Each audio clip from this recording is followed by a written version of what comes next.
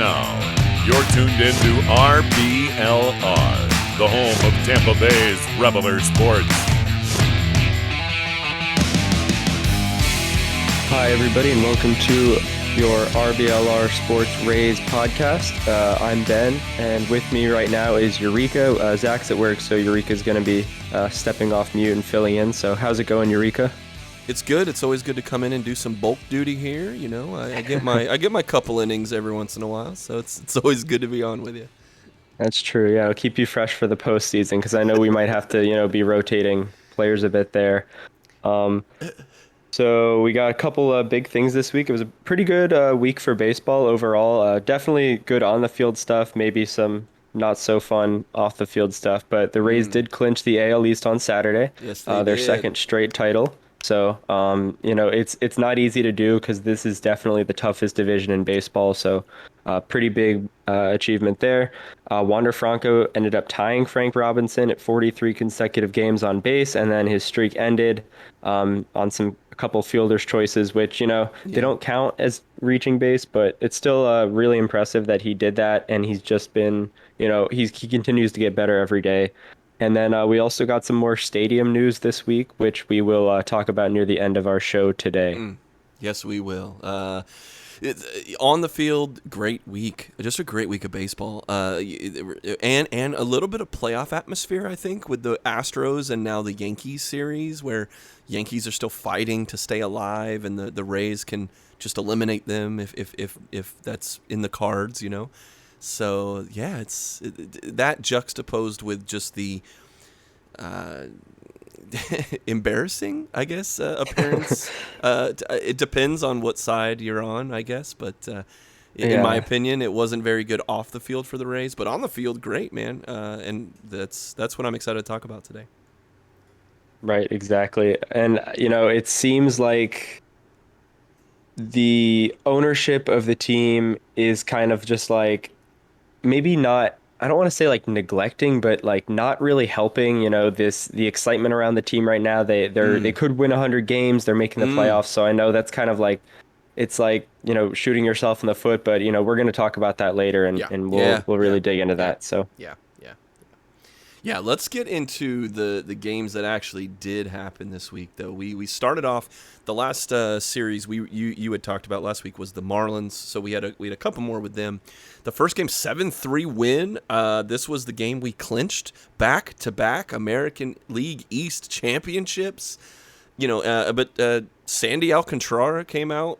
He had the juice early, and it was Mike Zunino, though, with a 2-run dinger to take the lead. Brandon Lowe had himself a wonderful day with 2 RBI doubles and great defense all day. Mixed in with McClanahan, again, kind of getting hit for contact early, but good defense behind him by Lowe and Wendell. Stopped the bleeding in the first, and even the bullpen comes in. It's just a solid performance by a lot of different people here. What did you see specifically out of this Marlins game? I saw that the Marlins can pitch a little bit. Like I put it in my notes for the next game. Like I think they're going to be a pretty decent team if they can, find some consistent bats and just continue to hit the ball hard like they've been doing a little bit more recently. I really liked Shane McClanahan. I know he was kind of getting hit around a little bit, but his slider was looking sharp. 40% whiff percentage on that, and it was breaking a little bit more than average, which is nice. And I think it was kind of like a tune-up outing for him because I know he's just, they're trying to manage his innings, keep him fresh for the postseason while also getting him some regular work. So it's kind of a balancing act. But I just thought he was solid. He did get hit around a bit, but he doesn't really give up the home run as much as, some other guys on the staff. So, we can live with some singles and stuff like that. I liked Colin Mchugh. I know he got hit around a little bit as well that game, but he had a 625 batting average on balls in play. So that's, not gonna, that's unsustainable. So he'll be fine. He just needs to keep getting some more work.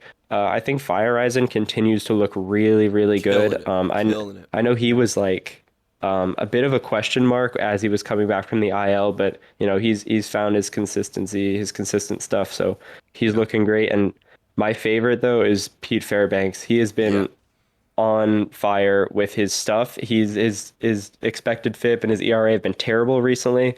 Totally fine. I just love the stuff right now because, the results will come if the stuff is good. And he's averaging the most rise of his career on his fastball. So it's only dropping 8.5 inches since August, which is like insane because the league leaders are like 10.5 to 11 inches of drop. So he's like blowing that out of the water. And I also had Brandon Lowe, who had 3 doubles that game. So just kind of like overall good team performance, but I really liked the pitching side of things. Yeah, Fire Eyes in almost two innings, but he walked a dude, no hits, 2 strikeouts. I'll take that all day. I will take that every day. I mean, it's performances like that. And I mean, Fairbanks, he a couple hits and a walk, but I mean, he got through the inning, no earned runs. That's the kind of things that we're going to need if we're not going to have, like you had mentioned in your article a couple weeks ago, if we're not going to have starters that are going 6 innings regularly, you're going to need 6 different guys out of the bullpen that you're going to basically piece that together at an inning or 2 at a time. So and that's really what I was looking for this week and even next week, as we still have a couple more games of the regular season. But that's really what I was expecting this week. I didn't really results. Yeah, wins, losses, I guess. We're going for records and. But once we clinched the AL East, and even in a couple days, they ended up clinching the number 1 seed. But that was really the only thing they were going for left before we figure out who we're playing in the postseason. So it's really just like you're saying. How's Fairbanks' stuff looking? How's Fire Eyes' stuff looking? How's McClanahan not overextending himself? And it was all roses this game. Well, in the very next game, they played the Marlins again, and they had another pitcher have a really good performance. That'd be Shane Baz, man. 9 straight retired, including 6 strikeouts to start the game. He ended up going 5 2/3, 3 hits total, 1 walk, 9 Ks, and I wrote in my notes, hell yeah, because Shane Baz good. Shane Baz good. My question, though, before we get into the offense about this game is, how much of Shane Baz's performance so far is maybe due to lack of tape on him? He's kind of the new shiny thing, and he's been out there for a lot of innings. Is this repeatable, or is this something that there's going to be maybe some regression to the mean on this? Yeah, so I mean, he's definitely been incredible. I think we'll see some regression just because he has been, overperforming a bit. But I think even with, tape and scouting reports, I don't know how much of a difference that would make. Like, if 98 is coming, like, top of the zone, maybe it's the strike, maybe it's not. Like, there's still only so much you can do with it. But I think we will see some regression, but then he'll improve after that regression because, baseball is just a game of, making adjustments. So he'll definitely, I hope not fall off, like, at the end of this season. It'll probably happen, spring training next year, whatever. He'll have to continue to grow and develop, but he is so close to a finished product that, as close to a finished product as we've ever seen, like coming out of the minor leagues from the Rays. Like, he is so good and his stuff is so good, and he's like almost putting it all together. Like he does, his historic like career walk percentages, like, they're a little concerning because we haven't seen those yet, and those are bound to come back up again. But he's just, I don't see how he doesn't win Rookie of the Year next year, because I think he'll still be eligible. He's barely, he hasn't pitched that much this year. Yeah. He is coming up on, actually, he's passed his career high in innings for a year, so he's probably just gonna, take it easy the rest of the season. But he is so fun to watch. Oh my God. Well, on the other side too, he's having such a good performance, and he got just enough offensive help to get it done.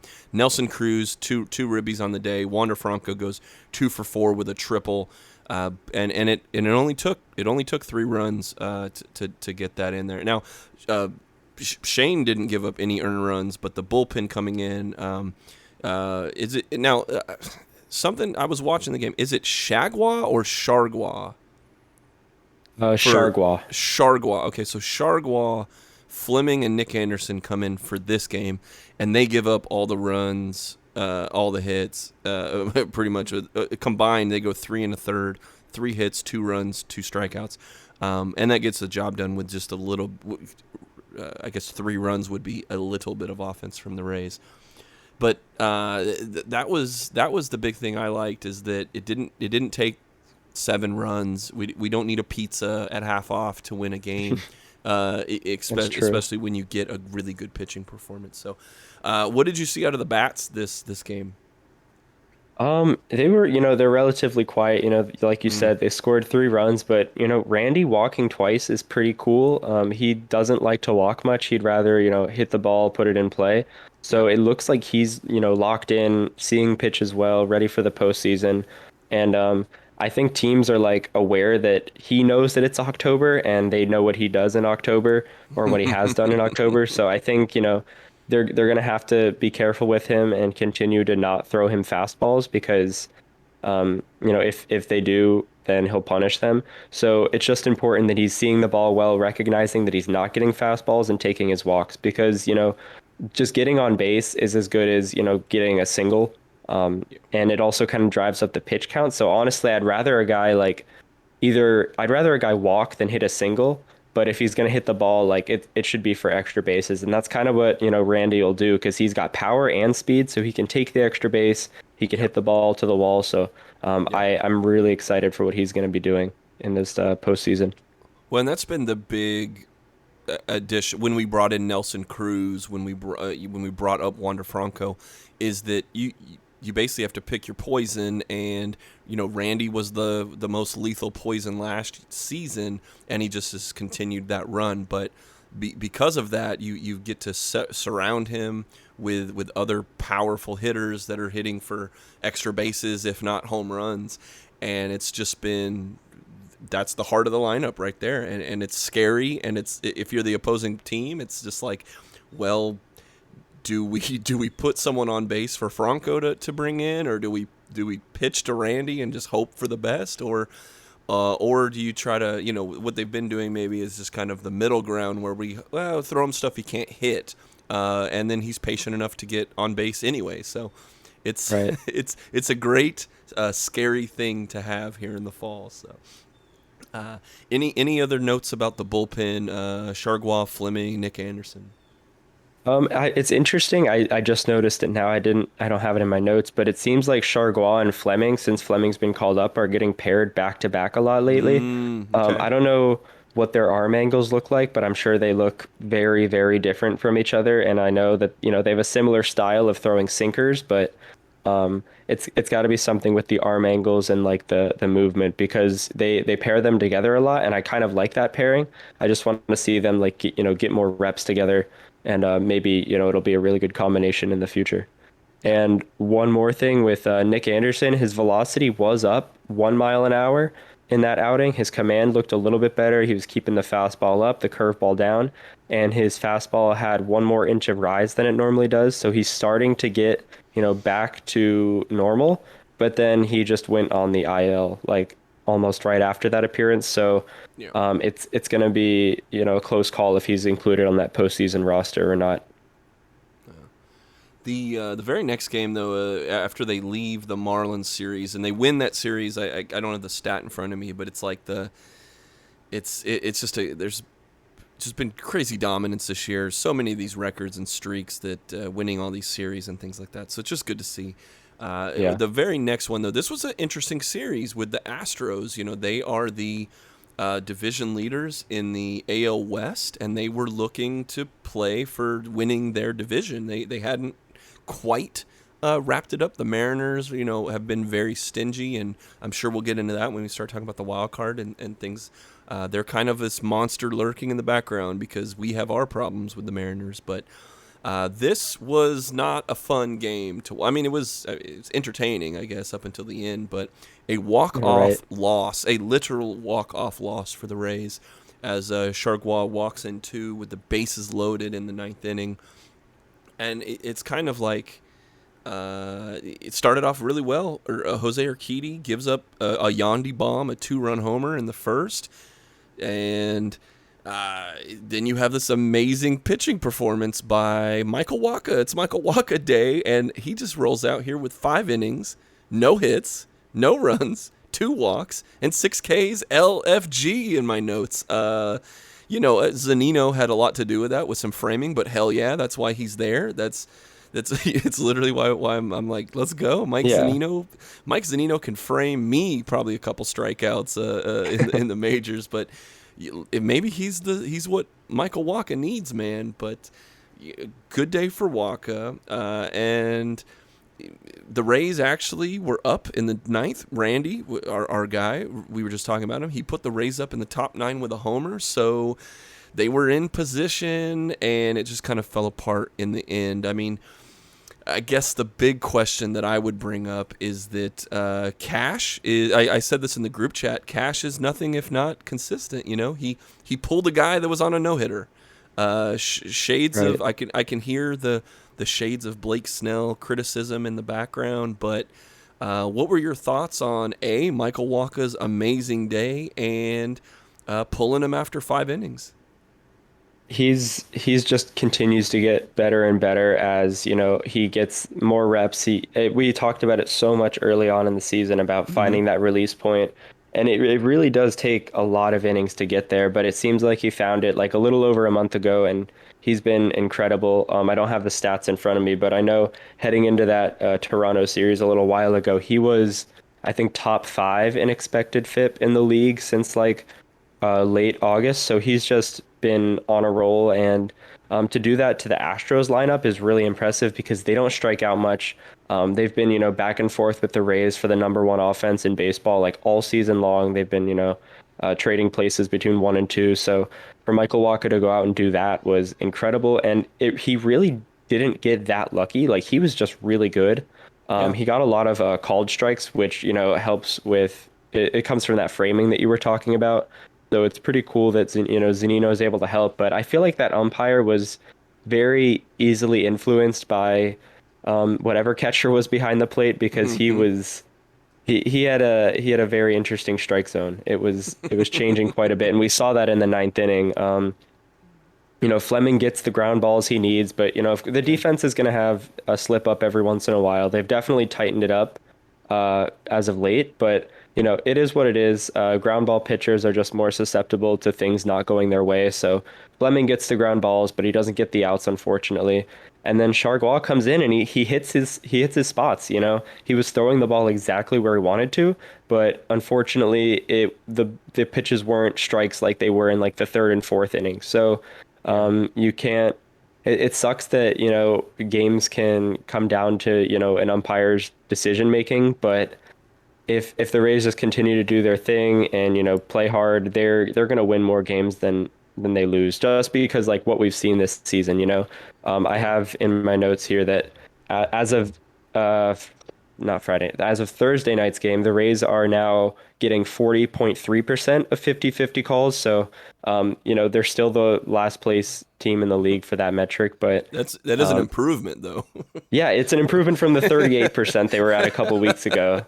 Yeah. So I don't know. It's just it's and we're gonna get better umpiring in the playoffs. They don't just throw in anybody. I mean, they will throw in Joe West, unfortunately, but they're not going to throw in the guys because they know who's calling balls and strikes correctly and who's not. Like, they have access to this data as well. So we will see Joe West probably, but I don't think we'll see some of the other guys that are pretty bad. But it is what it is. I'm still pretty happy with the performance from that game, even if the results weren't great. Yeah, it was a completely different story. The very next game, a 7-0 win. The Rays clinch the number 1 seed in the American League. They set a franchise record with their 98th win on the season, and Wander Franco safely reaches base for the 43rd straight game, tying him with Frank Robinson for the longest streak by a player 20 or younger since 1956.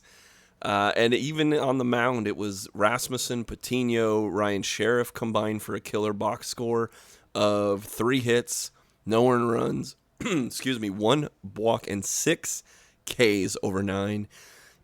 Even the G-Man Choi and Brandon Lowe, they brought up the boomstick with a couple home runs. Wander Franco was 3 for 5 in his record-tying day. We are just handing out 50% off pizzas. It's just a wonderful, wonderful day at the ballpark. What did you see that you were encouraged, or anything you learned out of a 7-0 demolishing of the Astros?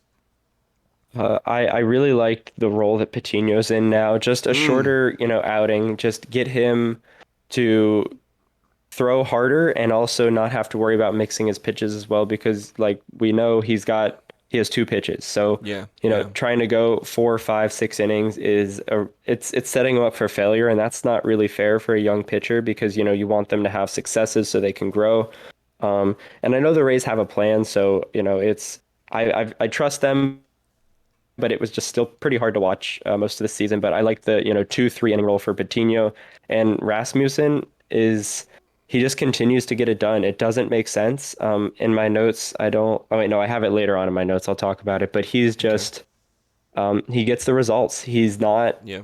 He's good, but he's not like Max Scherzer. But he's getting like Max Scherzer type results. So it's weird that, as of right now, the Rays kind of traded like Willy Adames for like an elite bullpen arm and almost a number 1 starter on a pitching staff with Rasmussen and Fire. And like they've been phenomenal. So, and I know Adames has been great too in Milwaukee, but it's weird to think like at the beginning of the season, if you told me that the Rays would trade Willy Adames for a potentially number 1 starting pitcher and an 8th or 9th inning bullpen arm, like that would be, I would be okay with that. And that's what we have right now.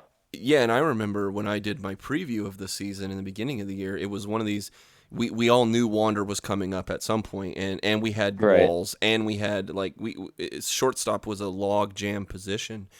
So, or even Vidal, right? So we had all these guys that could play short. So it was like, if Willie can get his offense going, maybe he sticks around. But he was definitely one of the 2 or 3 people we were looking at, around the trade deadline getting rid of. So amazing that we've been able to get the results, like you said, from Rasmussen. And I agree, having Patino come in this role, we kind of were thinking maybe him or Waka would be this kind of starter, but not really a starter, come in for 2 or 3 times in the lineup after an opener. It's been solid.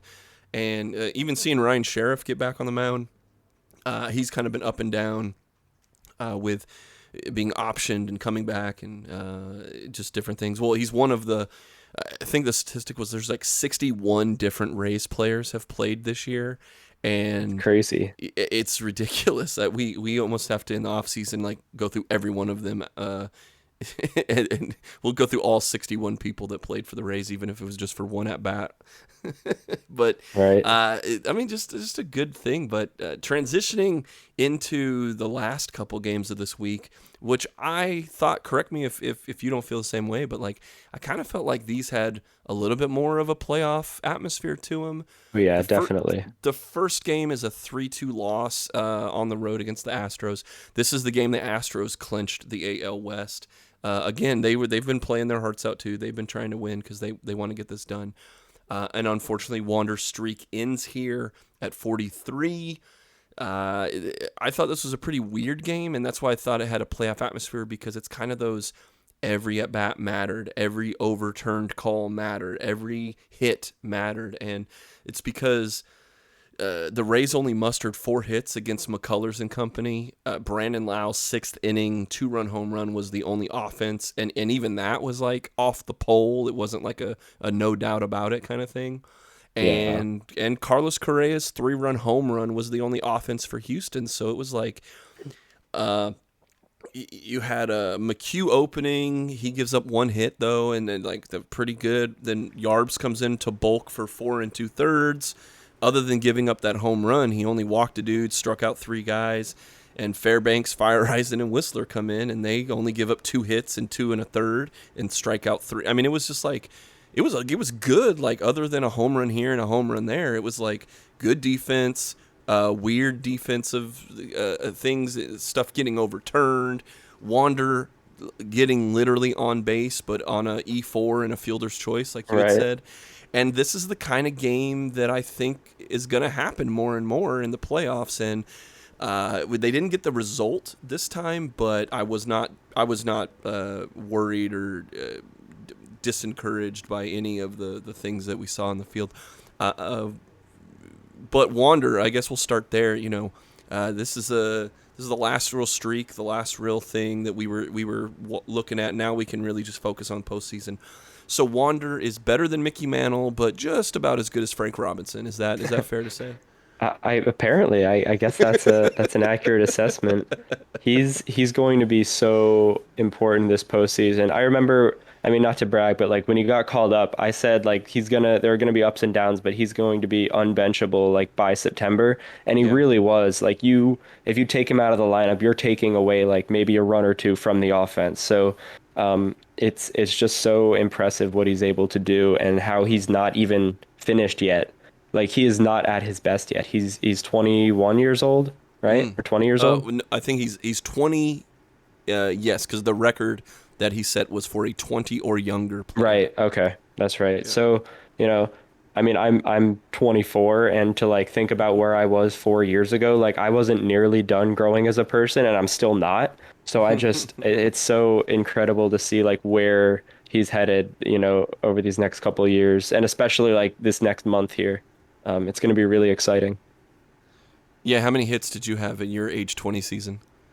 Well, on MLB The Show, I'm, up there with Franco, but I also, I moved it up to, I think, to the rookie setting from beginner, so they don't really throw me too many strikes anymore. But, it comes with the territory. I'm pretty well respected in the league. So, I love it. Yeah, You nailed it, buddy.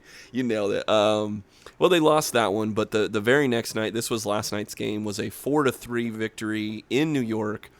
It took all 9 innings, but the Rays get the job done. And the Yankees are fighting for their lives, too. And if the Rays can create some more chaos in this wild card situation, I am all about it. This had a lot of action to start and a lot of action in the ninth and a bunch of just defense and pitching in the middle. So whatever you're in the mood for baseball-wise, this had a nice little sandwich for you. Shane McClanahan gets the start.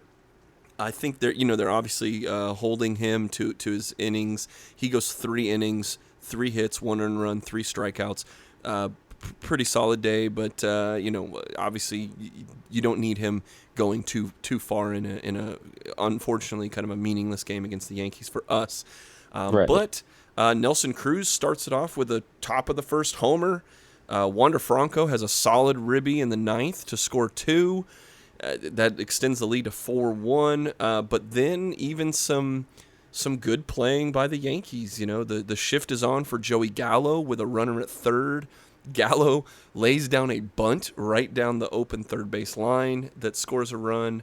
And at this point, you're just like trading runs for outs. But Gardner gets an RBI single to bring it within 1. But then Kittredge strikes out Rune Odor to get the good night and goodbye. You had, look at this. Look at this box score. Fairbanks, Head, and Fleming combined for 5 innings, 2 hits, no earned runs, no walks, and 5 strikeouts. Yeah, buddy. And then Kittredge comes in, like I said, a little bit of that action towards the end of the game. But in his 1 inning, he strikes out a couple. He gives up 4 hits and a couple runs, but closes the door when it was needed. And again, these are going to be these kind of games where it's never over until the very last out, until you get that 27th out. And it took all of them, but they did it. So what is this encouraging that they're right after 1 game removed from losing the tight battle, they turn it around and they close the door? Yeah, it's amazing because they're really just in like workload management mode at this point, and to still win a game when you're kind of just like, yeah, we got to get this guy some work, so it doesn't really matter what the score is, we got to put him in. Doesn't really matter like what the who's on base, we got to get this guy some at bats. So they're not really looking at matchups. They're not. I mean, you always want to win games, but their goal right now, their main priority is to is to keep everybody healthy and get them ready for the postseason. But if you can win games and put a dent in the Yankees' playoff hopes while doing that, it feels so good. It's amazing. Like I'm one of those people who, hates losing more than I like winning, I think. So to see them beat the Yankees while, not giving 100%, is pretty cool. I mean, like the guys when they're playing, they're giving 100%, but they're not, managing at 100%, if that makes sense. Yeah. Yeah. So it was pretty cool, and I really liked Nelson Cruz could have had a 4-hit day. He was, he looks really solid right now. He's hitting the ball hard. He's seeing it well. Kittredge is going to get sharper as it goes, but Fairbanks again with his fastball rise is, I don't know how he's going to give up a hit in October if he keeps that up. In the previous game, he only faced one batter, but he averaged 6 inches of rise, and I think that's like the most in like a one batter span this season. So yeah, out of any pitcher, it's crazy because the guy in the batter's box is expecting the ball to drop so much more, but it doesn't, and it's just like on a straight line to home plate at like 98 miles an hour. So he's ready. I think he's going to be like I mean, the Rays don't have like a go-to closer, but I think he's going to get most of the save opportunities in the postseason if he keeps this up. And Fleming also looked pretty good too, so it's nice to see him continue to make a case for a spot in the bullpen. Yeah, the stat was that at least it's in the double digits. I think it's been 14 or 15 different Rays have recorded a save this year for the Rays. Out of the 61 different people that have played for the Rays, 15 of them have a save. So it's not having that quote unquote, we don't have Mariano Rivera, we don't have a guy like that, but we have like 6 different guys that I think Cash and Snyder are reliable. We had said this in the chat. That's like basically doesn't matter who you put out there. They're confident that they're gonna get the job done. Right. And I mean, really, we've seen that with Fairbanks in a couple. Fire Rising this week, kind of getting back on that, back on that grind. Even Whistler was really great a game ago, and then in this one you see Lewis Head. And Fleming comes in, but I think Fleming went to the IR right after, or he got optioned to make a roster spot for somebody. So, right. But no matter what, like even these guys, even guys that are like, oh, he's in AAA sometimes coming up. Like these are dudes who come in and pitch solid innings for the Rays this year. That's got to be one of the overarching stories for this entire season. But if you had to put it all together and you had to think about who was doing the best this week, maybe let's get into that. Let's talk standouts.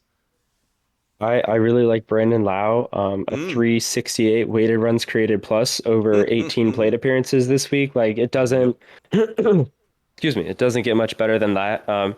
He only hit 2 home runs, which he's a power guy, so 2 home runs it's not too impressive from him, but he had 5 doubles. And I think most impressively, if that's a word, is that he only struck out 3 times and he walked once. So he's ready. Like when he's seeing the ball, when he's playing well, he's going to strike out a lot. That's just who he is. That's how his swing is. But to strike out, on that amount while getting like inconsistent playing time, because remember everybody's kind of getting rotated in and out right now, so he's staying locked in while not getting the consistent at bats he's going to start getting again next week. So I'm really excited for what he's going to do. I think he's going to put last postseason behind him and just destroy anybody that throws a baseball near him. And then on the pitching side, Drew Rasmussen, I've been really hard on him, but he's getting it done. I don't know how. Nobody really knows how except for the Rays. I have a conspiracy theory kind of that they have some like data or some metric on him that's just not available to the public, but he's whatever metric that is, he's doing it better than anybody else because his fastball is great, but it's not elite.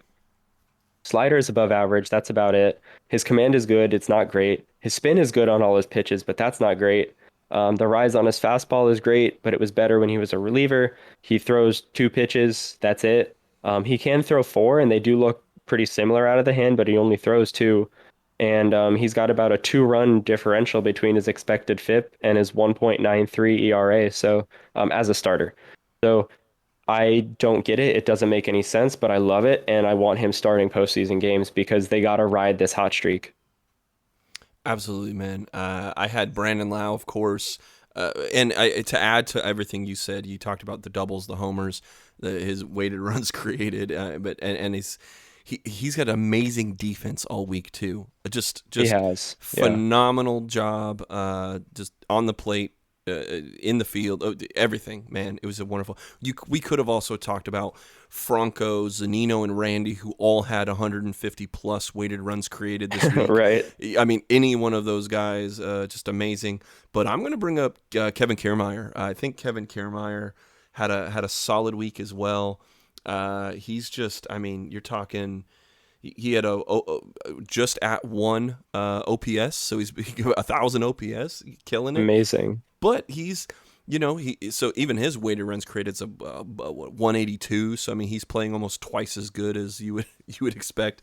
And this is a guy that we had talked off air that since the All-Star or since the trade deadline, he's been the 4th best hitter on the Rays in that time span. Yep. It's almost like we got, if you were to have traded Kevin Kermeyer for that, fresh start or whatever he would have gotten, it's like we got fresh start Kevin Kermeyer. We did.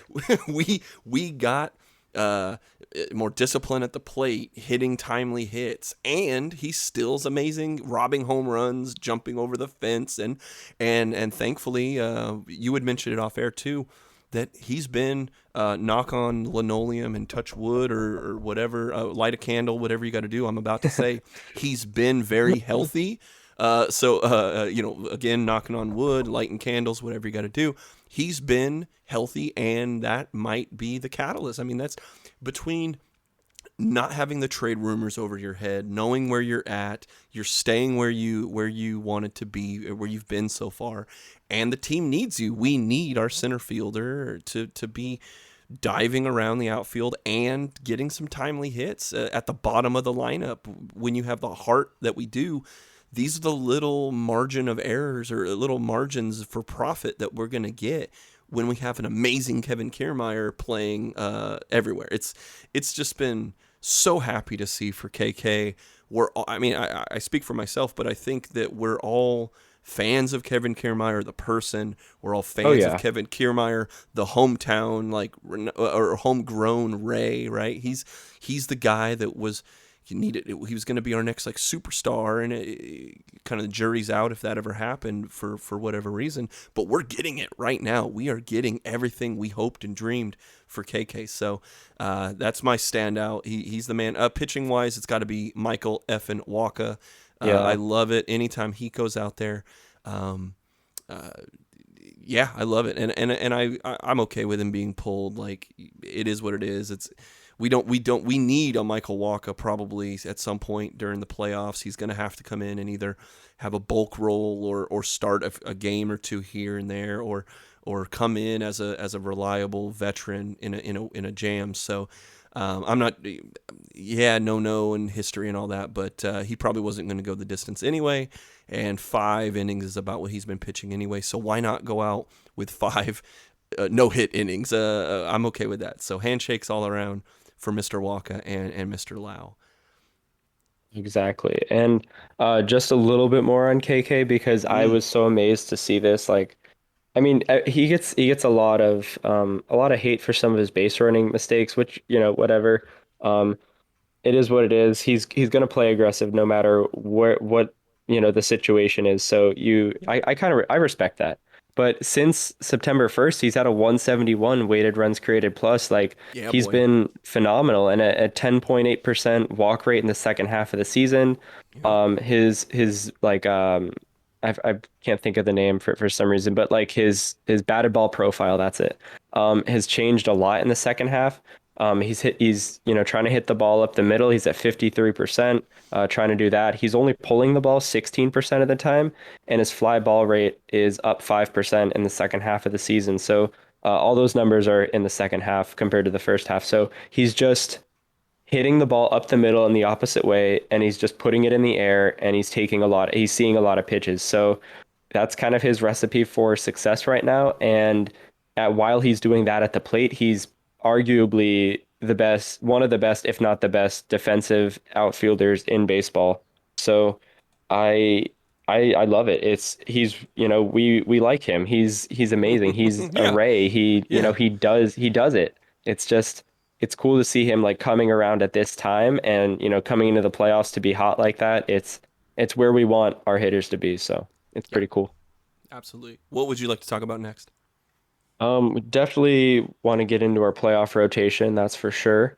Okay. Um, and so yeah, who are your 2.5 to 3 guys that you would roll out to start the playoff series that is going to happen in like a week? So it's I coming up. know this is our last show before we're going to talk playoff baseball next week, and we don't Yeah. know who we're playing right now, and we can get into the wild card. We don't even know who the 2 teams that will be It's playing going to be for us to amazing. play. There's one of right as we're recording, there are still 4 different teams that we could be playing uh, next Yep. week. We have no idea. I mean, we're all familiar with all 4 of them, but in the playoffs, I have McClanahan still number 1. I think he's the one person that we can honestly say has been reliable, and he's been kind of at the top of this playoff rotation segment for a while now. Yeah, he's not going to go 7 innings or whatever, but we're definitely going to get 4 to 5 out of him. Second, I really like this Rasmussen Patino duo, and Hmm. it's kind of where I've had Waka kind of in this. I wanted to see him there, but Rasmussen Patino, man, I think that's a duo that they're going to stick with. And then third would be, I mean, Shane Baz, man. I think they're going to figure it out. Someone's going to have a hangnail, and they're going to be like, Shane Baz is the only person that can come in for this hangnail.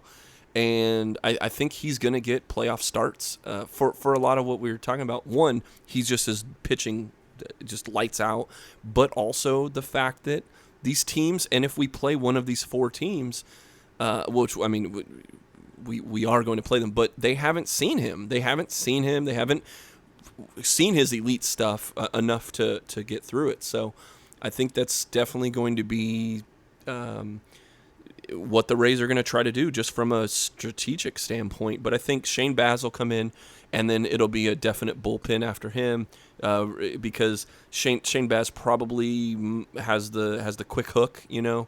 Oh yeah. If he's unlucky and they're just getting to him, then you kind of want to limit the damage there. So that's kind of what I had. McClanahan 1, Rasmussen Patino duo as a 2, and then Shane Baz plus the bullpen is my go-to third in the rotation. Who'd you got?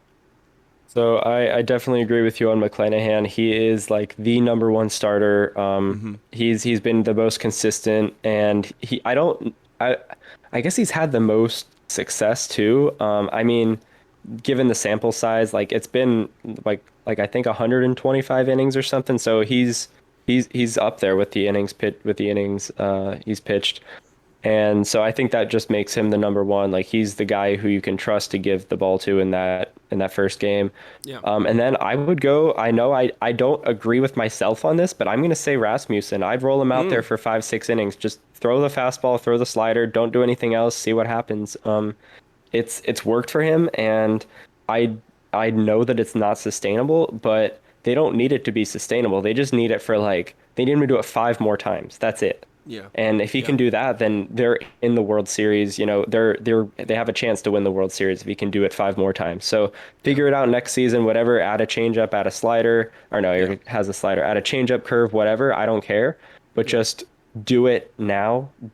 I don't care how he does it. Just get it done. So Yeah. McClanahan 1, Rasmussen 2, and then third, I'd go with Michael Waka and either Patino or Ryan Yarbrough to pair with him, because with Waka throwing 98 for 3 innings, I don't Yeah. see how that could go wrong. He's been amazing in that role. The only bad thing that has come out of it was some bad luck against, I think it was either Toronto or Miami. I don't remember exactly, but either way, he's been just locked down. And then Ryan Yarbrough has been looking a little sharper.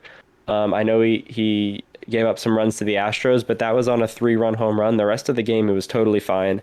And I like what he can do against these aggressive lineups we might see in Boston, New York, Toronto. He can definitely take advantage of that aggressiveness. So I definitely think we're still going to see Patino and maybe Boz in some kind of role, but yeah. So it just depends on like what pitchers they bring exactly, and that kind of leads us into our injuries stuff that we'll talk about next. But anything else on this playoff rotation you want to bring up? No, I think you're going to get into some of these injured guys. This is going to be kind of like where Shane Baz gets his roster Right. spot. So yeah. So with the injuries, we have two lefties that are, kind of ready, but also not ready. So Cody Reed is in Durham right now. He wasn't supposed to come back this season, but he's doing it. He's been rehabbing and he's looked amazing. I don't think he's given up a run yet, and he's like striking out like two guys every inning. So he's been phenomenal. His velocity isn't all the way back yet, but he still looked really good. And then Adam Conley is on the COVID IL right now, so he might not be ready for the postseason if he remains on the COVID IL much longer. And that kind of opens up that bullpen spot. So it's either going to be, for as the lefty in the bullpen, because it does seem like they want to, bring one lefty in the same way that they've like groomed McClanahan and Rasmussen to be the two starters. It looks like they're, grooming a lefty to be in that bullpen spot with Jeffrey Springs going down earlier. So my question for you is, do you think it's going to be Josh Fleming, Cody Reed, or Adam Conley for that third or for that lefty bullpen role? It's probably Fleming. I think Fleming's. Yeah. They've been using him. I think this week, if this week was a test, he definitely passed. Especially coming in with Fairbanks in that one game. I mean, Head was right before him, but still, you're looking at Fleming. He did a great again in the Marlins game, right after Chargois and right before Anderson. So.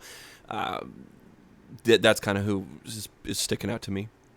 No, that makes sense. Because I mean, I don't think Conley's going to be ready, and he was good, but he wasn't great. And I like the length that Fleming can provide too, if you need him to.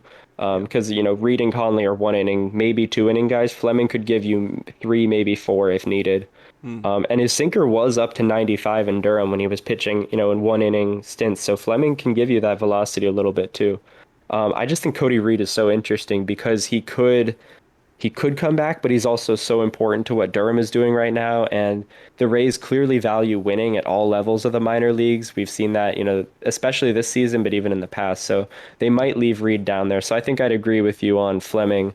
But that leads us into our last bullpen spot that's going to be available. Because the position players are pretty much set. But it's going to come down to, these two bullpen spots. So the left-handed bullpen spot we've settled, but now this one here with Nick Anderson going down on the IL with a back strain, apparently a back strain. He's starting to get a little bit better with his velocity and his stuff, but Lewis Head has been great all season, and now we have Shane Baz, who they could add on like a special petition. So of those three, Anderson, Baz, and Head, who are you adding to that postseason roster? Because I think that's the last roster spot they can fill. Yeah, I think Shane's on the roster no matter whatever they got to do. They'll figure some way. He's on the roster. I mean, they wouldn't have even have him up pitching and getting ready and doing because I mean he had to show that he could do it, and I think they wouldn't have even wasted the time or the innings with all the other questions they have if they didn't already know or be assured that like it's a done deal. So. Shane's going to be on. It's just whether or not when Anderson is healthy, are they going to is Head or Anderson or any of these guys in that mix? Because you can only pick so many. Right. But I definitely think that Head has done enough. I think to be on the roster. I think he's. I just don't. I don't know if it's more than a healthy Anderson or at least what I think that Cash sees in Anderson, and we haven't really seen.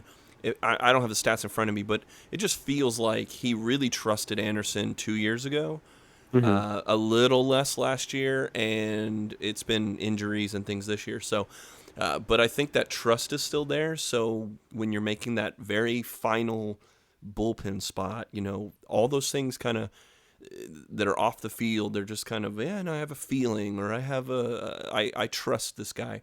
He might make it. But if we're just looking at what's happened on the field, I think that Lewis Head definitely has deserved it. And if we're just computing and doing it by the numbers, I'd probably have him in there if Anderson is even slightly not 90% of what he's going to be. So no, I agree. If Anderson isn't healthy, it sucks because I like him. I love what he's done for the team, but it's more of like a what have you done for me lately kind of thing. Yep. So, I think Head would get that nod over him. And if Boz is included on the roster, which I think, they're going to find a way to do it. We said he's pitched a career high in innings, and he's about 10 innings over that already.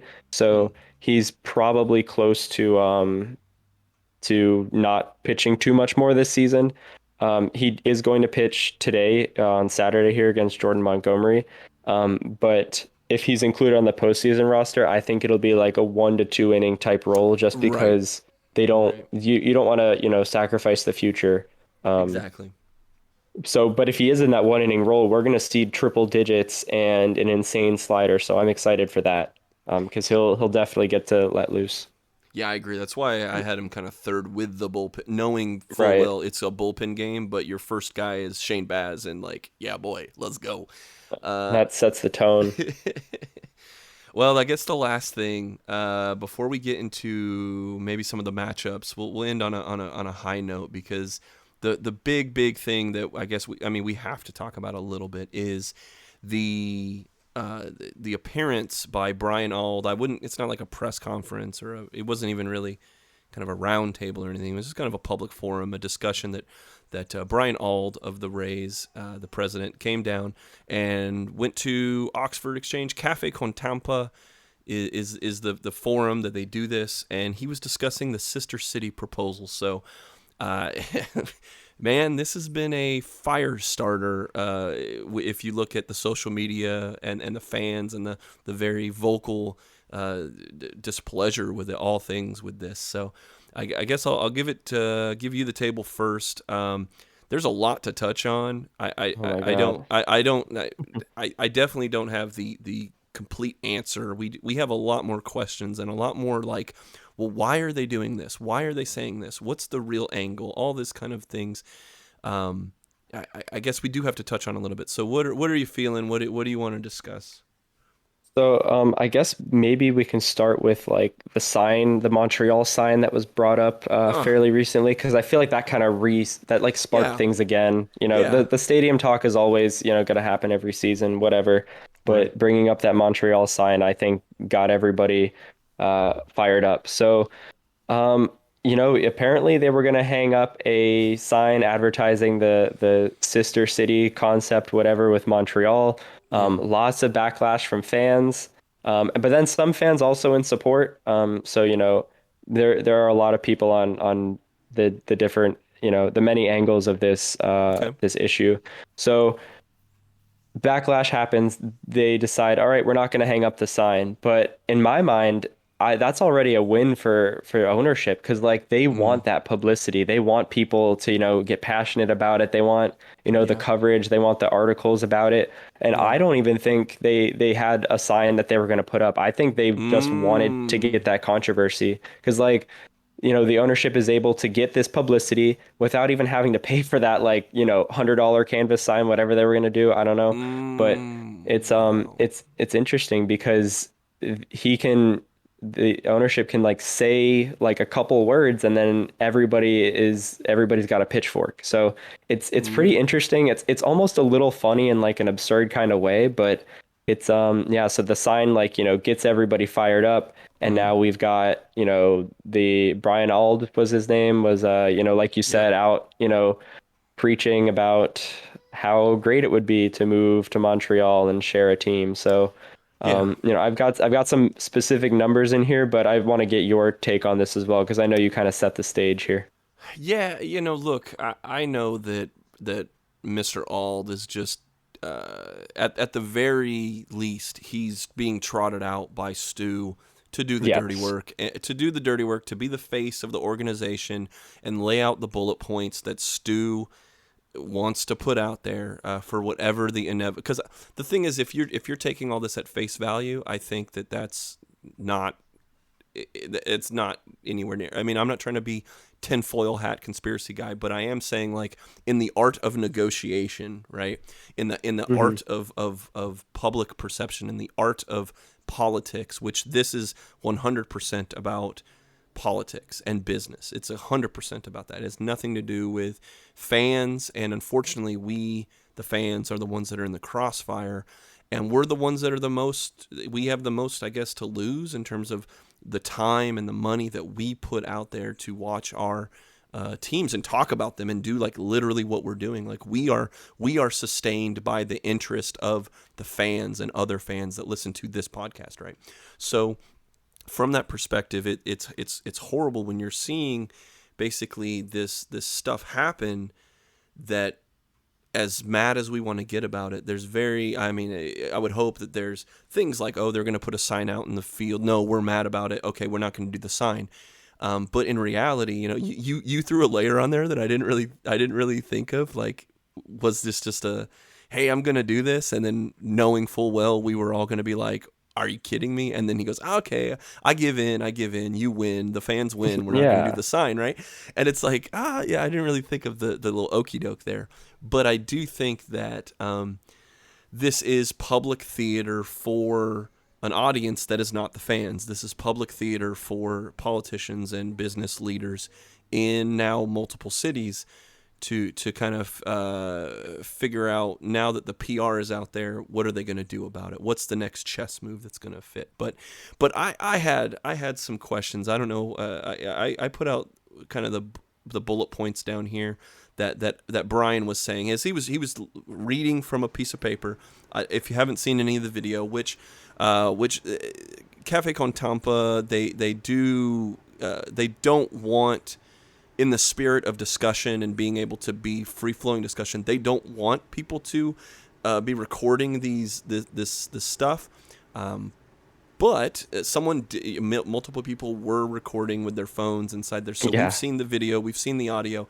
And because of that, we are privy to some of the bullet points that he was putting out.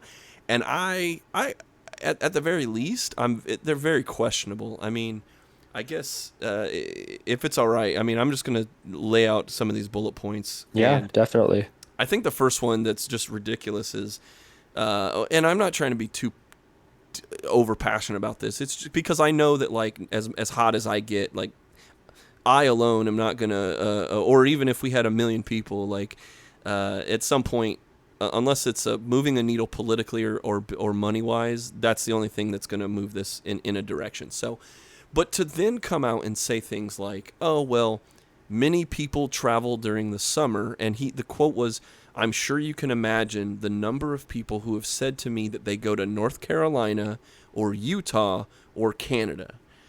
I mean, the question is, sorry, I mean, I don't want to laugh too much, but, like, the amount of very vocal season ticket holders that were refuting this anecdotal conversations or survey or whatever that he's referencing, like, no, I can't imagine the number of people. Like, I don't know. Like, is it 100 people? Is it 1,000 people?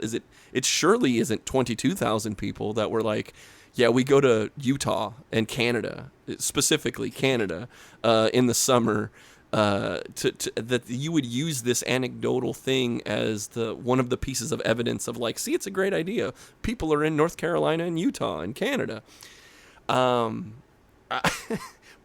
But that kind of leads into this other bullet point about fans. Like, I think the first bullet point he was trying to say is, like, fans are in on this. This makes sense for the fans. This makes sense for our area. And and that he's heard criticism from fans that, A, baseball doesn't belong in a dome, but open air. And he tacked on, there's too many games. Fans are just coming up to Brian and saying, there's just way too much baseball. I've been rambling here, so I'll give it to you. But the two things I'm like, first, I think the criticism of this is that fans specifically don't like Tropicana Field. And as much as there's been renovations and improvements over the last, 10 years, Tropicana Field in and of itself is not the best game day experience, but that's also because it's one of the older stadiums. I'd have to look up exactly, but it was built in the 90s. It was built when we were trying to get a baseball team, and it was the first place that the Lightning played when they were an expansion team in the 90s.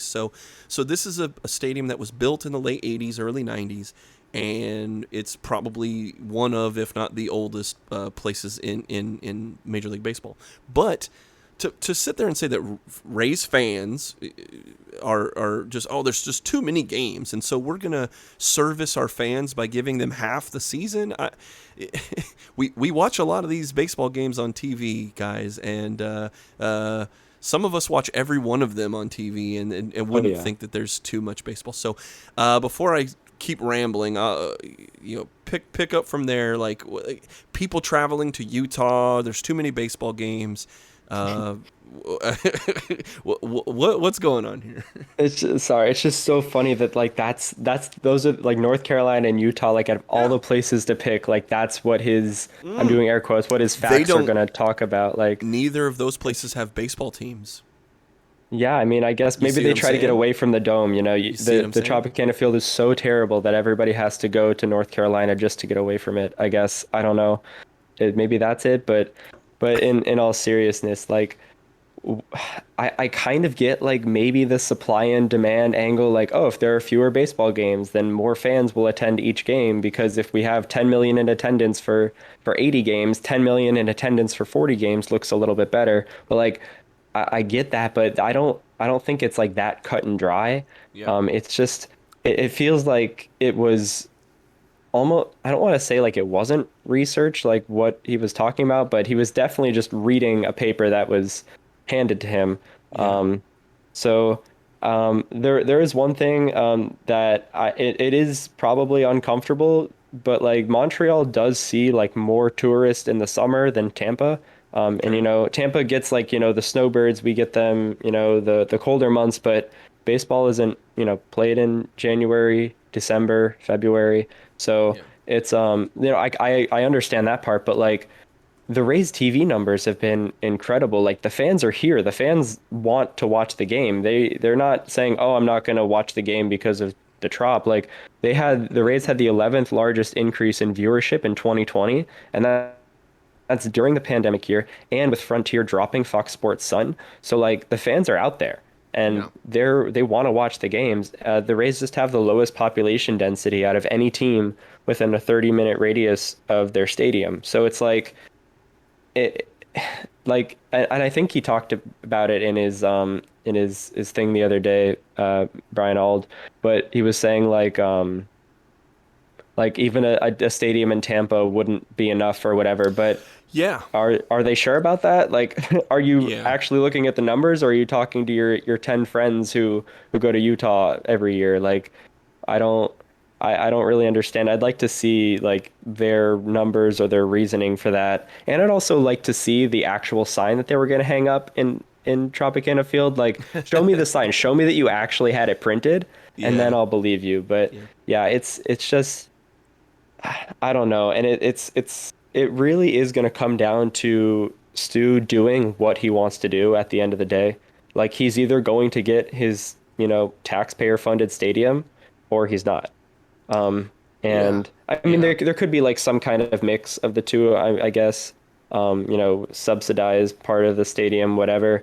But sports stadiums, like they don't generate money for the economy. Like it's not like, I mean, like we love our teams and I love the Rays. I'd love for them to stay, but like building them a new stadium isn't the most efficient use of taxpayer money.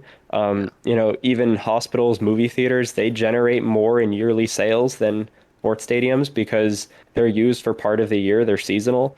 And people want to talk about jobs it could create and all that, but like seasonal work isn't what drives an economy. Like you need, stable jobs. So, nothing against these jobs, but like a ticket taker at a Rays game isn't working the full year, and they're probably not getting, paid a living wage, which is a whole nother, story. But, it's not, the economic impact is really nothing. There's a guy, Rob Bad. He was one of like the first sports economists from the 80s. I read about him in Soccernomics. It's a great book. Mm-hmm. But basically, his work was he was like a coach, an athlete, whatever, and then he got into economics, and it was uncomfortable for him, but he came to the conclusion, he realized, like, based on the numbers, like, wow, like, we love our teams, this is great for morale, whatever, but at the end of the day, it's not, you're not helping the economy or the local economies by building stadiums. Like, there's no significant difference in like year over year growth in economic growth between cities that have stadiums and those that don't. So Mm. what are we really paying for as taxpayers then? Are we just giving Stu what he wants so we get to keep the team? Like, Right.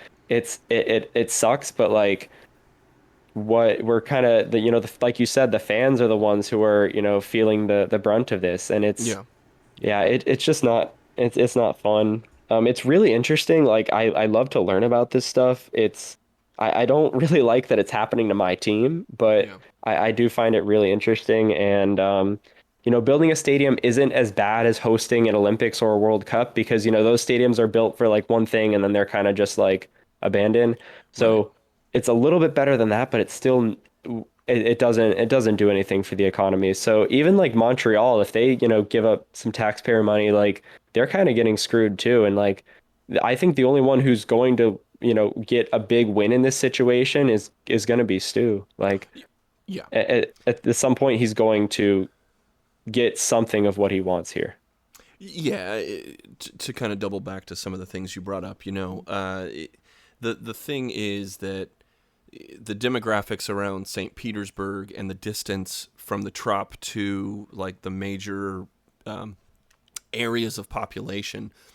This is a thing that's been brought up for, over a decade now.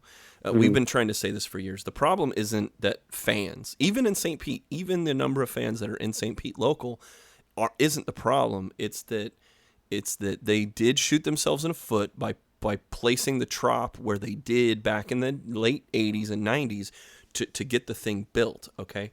So now we're trying to fix that wrong, and if the stadium was in Tampa, if it was in a little bit more of a major population area, you would see better revenue. I mean, these are just kind of intrinsically true. Like, you would see better revenue, you would see better attendance, you would see in that local area. But even if that's true, and Brian, one of the talking points that was on the sheet of paper, I don't want to make it sound like Brian Auld was a bad guy and he's saying all these things, but on the piece of paper, he said that even if they moved to Ybor, like you were saying, they would be at the bottom of the league in attendance.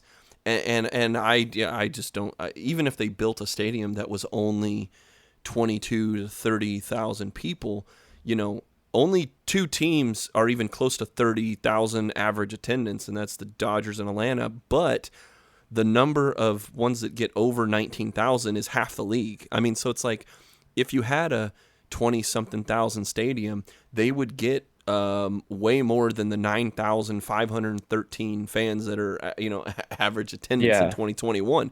So you can't tell me that, like, even at that level, they would have less than 12,000 people.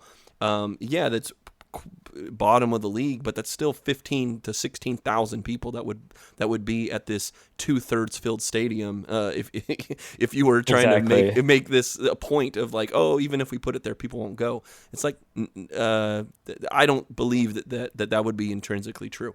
But the thing though is that even if all those people showed up and everything, it isn't the bulk of where the Rays make their money. They get revenue sharing from Major League Baseball. All the 30 teams pitch into that.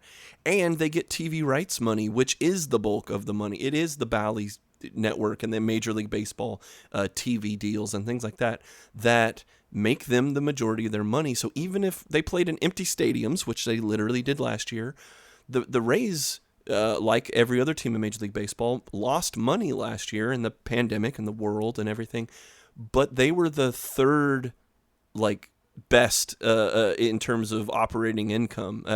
They lost the third least amount of money in Major League Baseball, right? So one of the other points, and this will be the last thing I before I wrap this up, but like, they've been competitive with their sub $70 million payroll. And they've been raking in at the very least 112 to at the very most, $300 million in revenue, with the third lowest hit to operating income even during the pandemic, okay?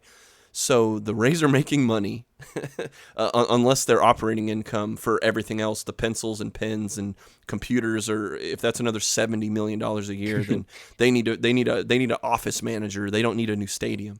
So you can't tell me they're going to be more competitive even with a tripled amount payroll, okay?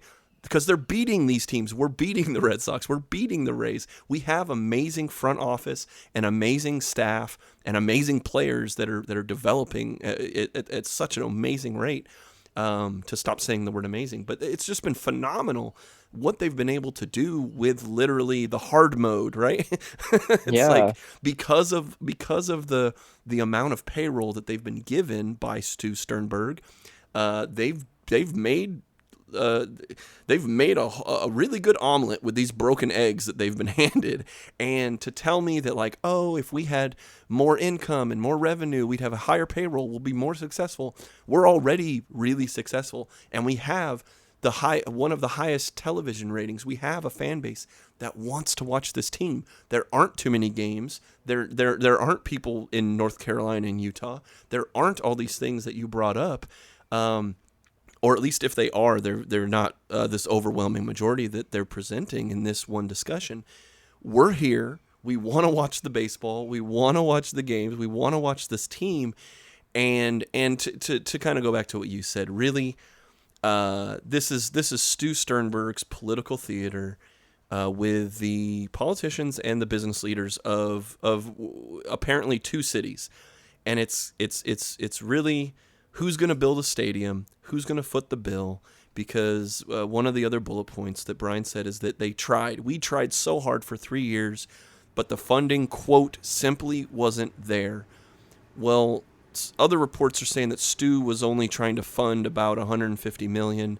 I don't have the stat in front of me, but apparently there was a certain percentage of the stadium that Stu and the team were wanting to fund, and that was one of the deal breakers. Okay, so basically, if Hillsborough County or Pinellas County foot the bill, we're going to have the Rays in this area. And if not, then Montreal seems to be the team where he's already been working with the businesses, already been working with local politicians to get on board. So who's going to build him his $1 billion stadium to increase the value of his $1 billion team? That's what it comes, in my opinion, that's what it comes down to. These are the two outcomes that Stu is trying to accomplish. Build me a stadium, increase my output of my already $1 billion team. So unfortunately, that has nothing to do with the fans. We are not the problem. I don't care. People shaming us into the trop. Even if they sold out the trop, they take all the tarps off, and there's people hanging from the catwalks. It still isn't the majority of their revenue. We are not the problem going to games. We are definitely not the problem in watching the games on TV, and we aren't going to be the ones that have to foot this bill. But if the politicians and businesses and Stu, if this is what's going to take, if the optics and the front-facing PR caves in one of those people first, and Stu doesn't have to foot the bill for his own stadium, for his own team, there's a possibility they're not in Tampa. But that's really what I see. This is all theater. This is public-facing PR. Oh yeah. To enrage, like you said, to get the rise out of the vocal fans that just want their team. We want our team. We want to keep them in Tampa Bay, and whether that's moving to Tampa, that would probably be the best option in my opinion. But if Pinellas County is the county that foots the bill and they figure it out, and we redevelop on the Trop site, or we develop somewhere else, hopefully the fans aren't the one holding the bag at the end of this political theater. So Exactly. I'll get off my soapbox. I love it.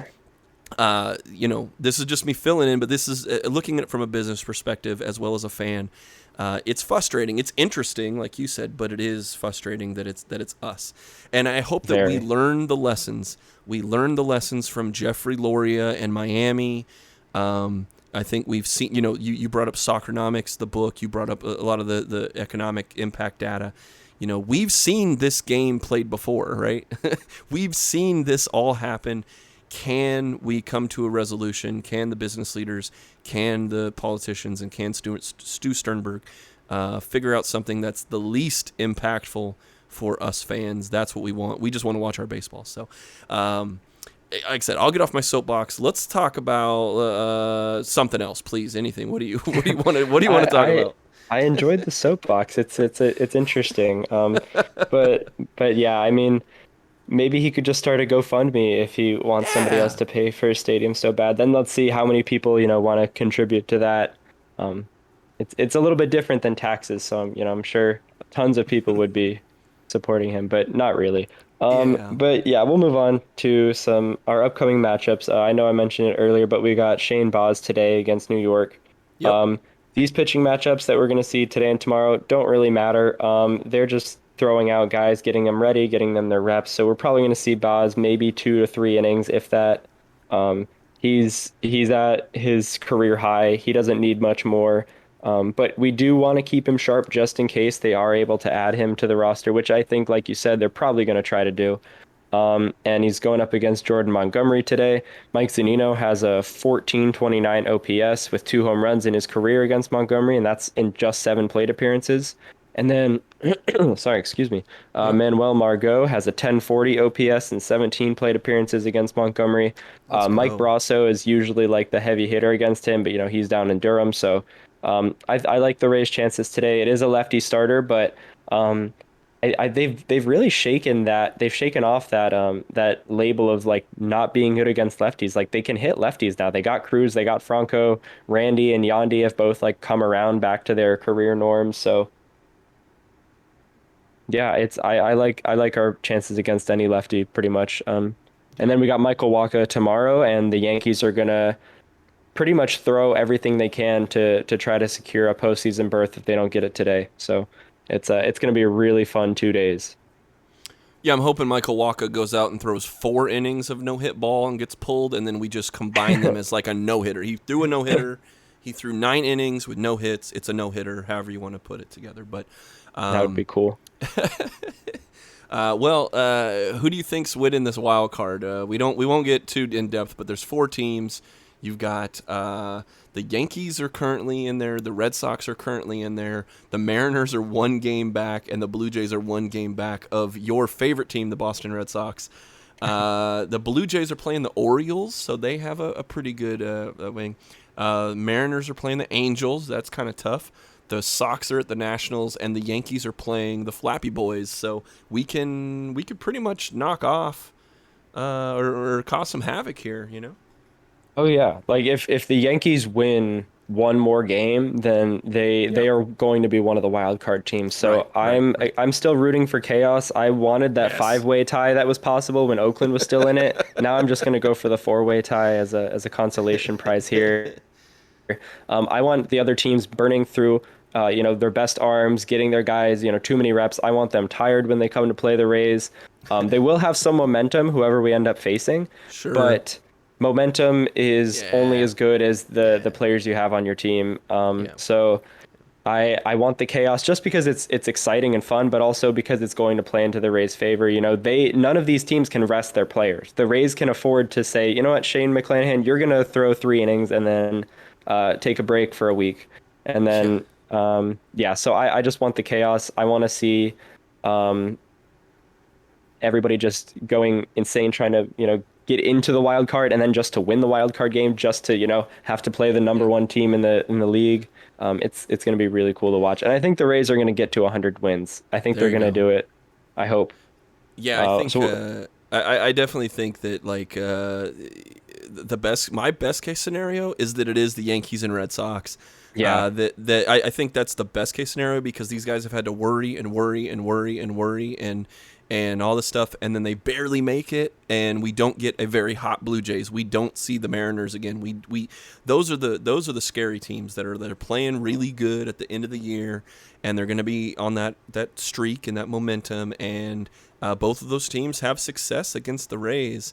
It's a different story in the playoffs, but the Yankees and Red Sox out of the four, I think, are the two teams that we aren't scared of. I mean, not that we're scared of anybody, but I think they're the best case scenario, one of those two teams, because there is a little bit of chaos magic with the Mariners for some reason against the Rays. Yeah, I don't want to play them. There is a very scary lineup with the Blue Jays, and the Blue Jays can hang with us. They can put 7 to 10 runs on the board if they got hot, and if that's a possible outcome. So, with that said, my little 2 cents are, I hope it's the Yankees and Red Sox playing each other for the wild card, because I think we can dispatch either of those teams pretty handily. So, I've had a lot of fun, man.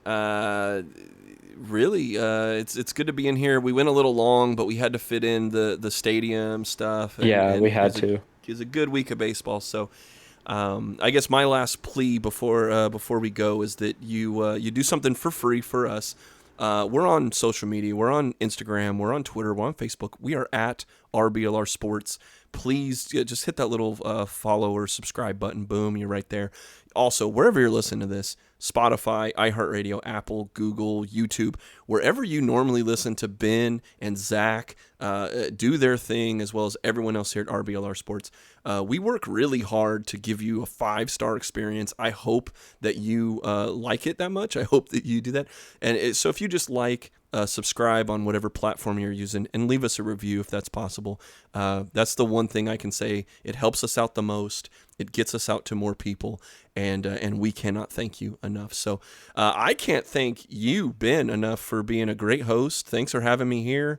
I like what you've done with the place. You're hanging up some new artwork here. I dig it. Yeah, no, it's always great, working with you again. So, it was fun. I love the stadium stuff. It's so interesting, no matter how frustrating it gets. It's just, it's interesting, and I'm excited for a chaotic week of baseball, but not chaos for the Rays, because they're coasting right now.